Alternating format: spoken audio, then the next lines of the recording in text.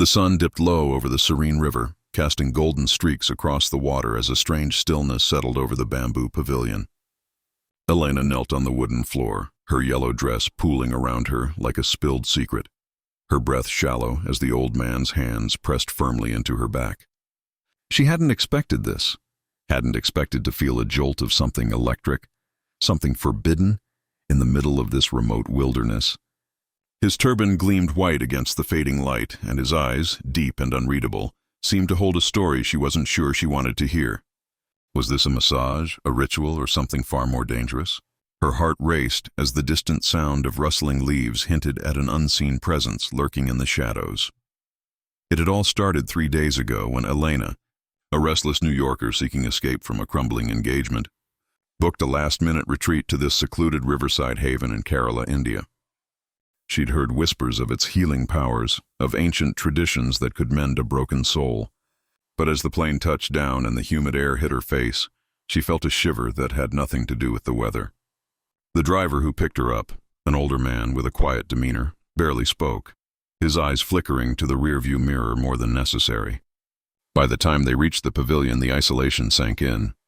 No Wi-Fi, no cell service, just the endless hum of nature and the occasional cry of a bird that sounded too human.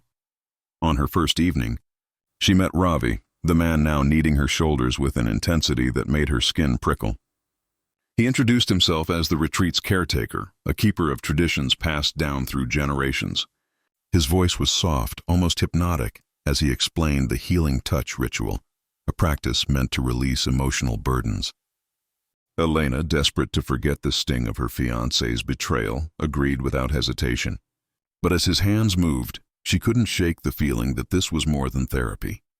His fingers lingered, tracing patterns that felt like a code, and his murmured chants sent a chill down her spine. Was he healing her or claiming her? That night, sleep eluded her. The pavilion creaked under the weight of unseen footsteps, and a shadow darted past her window. She told herself it was the wind, the trees, anything but the truth her gut screamed at her. The next morning, Ravi was gone, leaving only a note. Trust the process. Tonight we finish. Her pulse quickened. Finish what? She spent the day exploring the grounds, her sneakers sinking into the damp earth, until she stumbled upon an overgrown path leading to a circle of stones by the river. In the center lay a small rusted dagger, its blade glinting ominously. Her breath caught. Was this part of the ritual or a warning? By evening, Ravi returned, his expression unreadable as he guided her back to the pavilion. The air grew thick with tension as he resumed the ritual, his hands now trembling slightly. Elena's mind raced. Should she run? But her body betrayed her, rooted to the spot as his voice deepened, weaving a tale of a love so powerful it transcended death. He spoke of a woman, centuries ago, who'd sacrificed herself for her lover, her spirit bound to this land. Elena's heart pounded. Was this romance or a curse? The rustling grew louder, and she glimpsed a figure in the trees. A woman in white. Her eyes hollow, watching. Panic surged. But so did something else. A strange pull toward Ravi. His touch softened, his eyes locking with hers, and for a moment, she saw not a stranger, but a man haunted by the same loneliness she felt. He whispered her name, and it sounded like a prayer. Could this be love? Born in the shadow of something sinister? The figure in the trees vanished, but the air crackled with an unseen energy. Ravi's hand stilled, and he stepped back, his face pale. She's close, he muttered, and before Elena could ask who, a scream pierced the night, sharp, desperate. And coming from the riverbank, they ran, hearts pounding, to find the water churning violently, as if something beneath fought to break free. Ravi grabbed her hand, his grip tight, and pulled her away, his voice breaking. We can't stay here. She'll take you too. Elena's mind spun. Who was she? The spirit, a jealous rival. As they stumbled back to the pavilion, Ravi confessed. The ritual wasn't just healing. It was a binding ceremony, meant to unite him with the spirit of his lost love. But Elena's presence had disrupted it, drawing the spirit's wrath.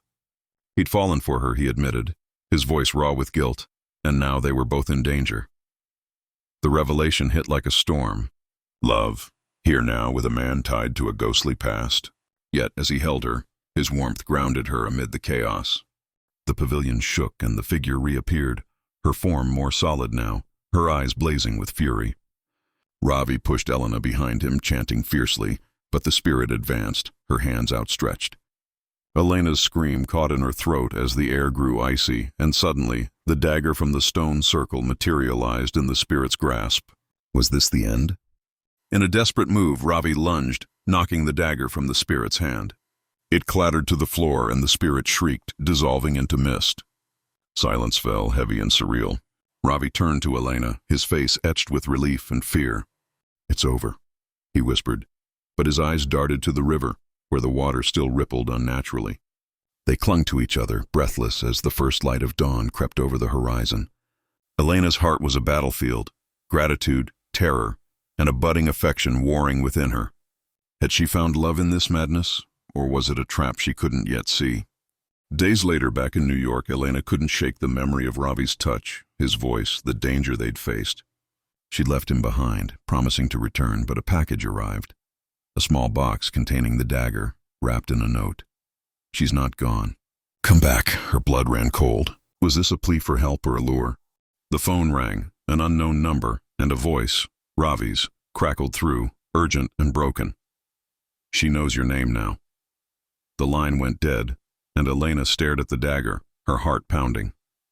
Love had found her in the wild, but at what cost? The river called, and she knew she'd have to answer. Whether to save him or herself, she wasn't sure.